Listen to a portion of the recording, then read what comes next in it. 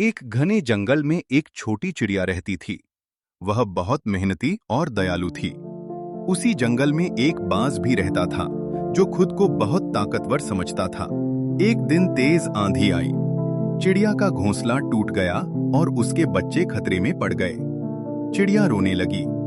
बाज ने यह देखा और उसे दया आ गई। उसने अपने मजबूत पंखों से बच्चों को सुरक्षित जगह पहुंचाया। चिड़िया ने बाज को धन्यवाद दिया। उस दिन बाज को समझ आया कि असली ताकत दूसरों की मदद करने में होती है। इसके बाद दोनों अच्छे दोस्त बन गए और खुशी से रहने लगे।